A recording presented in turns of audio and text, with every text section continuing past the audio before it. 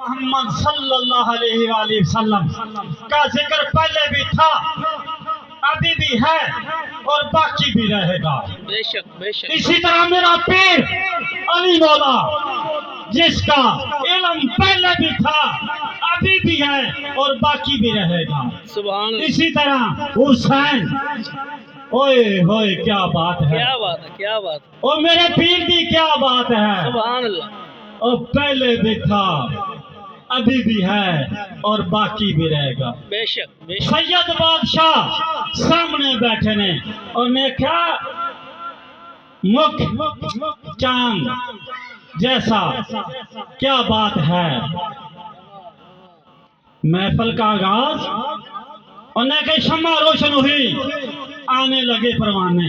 سبحان اللہ۔ شمع کون ہے تے پروانے کون نے، آج یہ بھی میں آپ کو بتاتا چلوں۔ شمع رسول پاک صلی اللہ علیہ وآلہ وسلم اور اس کے پروانے یہ بیٹھے ہوئے ہیں۔ پروانہ مر تو جائے گا، مٹ جائے گا، لیکن نام جس وقت بھی رہے گا پیارے محمد صلی اللہ علیہ وآلہ وسلم کا رہے گا۔ سبحان اللہ۔ انہوں نے کہا شمع روشن ہوتی ہے، پروانے آتے ہیں بے شک۔ واپس نہیں جاتے۔ وہ کہتے ہیں کہ ہم حاصل کریں لیکن مر جاتے ہیں، مٹ جاتے ہیں، واپس نہیں جاتے۔ اس طرح ایک دو تین چار نہیں، اور یہ پوری محفل ادھر زمین پہ رحمان کے محبوب کی ہے، ادھر عرش معلیٰ پر پیارے محمد صلی اللہ علیہ وآلہ وسلم جو اپنے محبوب حضرت محمد صلی اللہ علیہ وآلہ وسلم کی محفل کس میں بیٹھ کے منا رہے ہیں؟ فرشتوں میں بیٹھ کے منا رہے ہیں۔ سبحان اللہ۔ وہ کہتے ہیں کہ اے چڑیا میں جانتا ہوں، اے چڑیا میں جانتا ہوں تیرے دو چار پر ہیں، تیرے پروں میں ایک خون کا ذرہ بھی ہے، تیرے پروں میں ایک خون کا بھی ذرہ ہے، آ میرے پاس تجھے جینے کا ڈھنگ سکھاؤں، آ میرے پاس تجھے جینے کا ڈھنگ سکھاؤں۔ اور میرے بھائی قرآن پاک خود کہتا ہے کہ انسان تیرے دو بازو ہیں، تیرے دو پر ہیں، اور یہ ایک تیرا ڈھانچہ ہے، اس میں خون ہے، آ مجھے پڑھ تجھے جینے کا ڈھنگ سکھاؤں۔ یہ قرآن خود کہتا ہے، اور مجھے پڑھ کے دیکھ، تجھے کسی چیز کا پتہ نہیں ہے تو میں بتاتا چلوں گا۔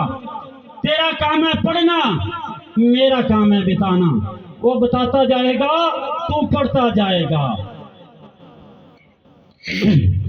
یہ محفل حضرت محمد صلی اللہ علیہ وآلہ وسلم کی ہے۔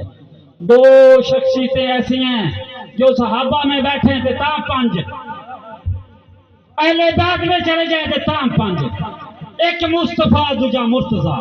سبحان اللہ۔ اگر صحابہ میں بیٹھتے ہیں تو تاں پانچ، اور مصطفیٰ اور مرتضیٰ صحابہ سے گزر کے اہل بیت میں جا کر بیٹھتے ہیں تو تاں پانچ۔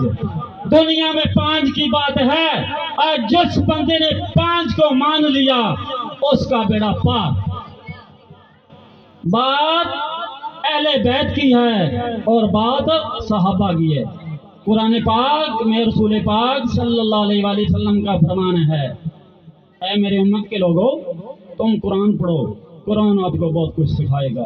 یہ طرح رحمان قسم کھا کر کہتا ہے، اے میرے محبوب، پیار سے کہتا ہے، نام نہیں حضرت محمد صلی اللہ علیہ وسلم کا نہیں لیتا، پیار سے کہتا ہے میرے محبوب میرے بندوں کو بتا دو۔ کیا بتا دو؟ کہ میں نے ان کے لیے جنت بنائی ہے، اور جنت میں پھل اور پھول ہیں، پھولوں کا کیا مقصد ہے اور پھلوں کا کیا مقصد ہے؟ انہیں کیا تم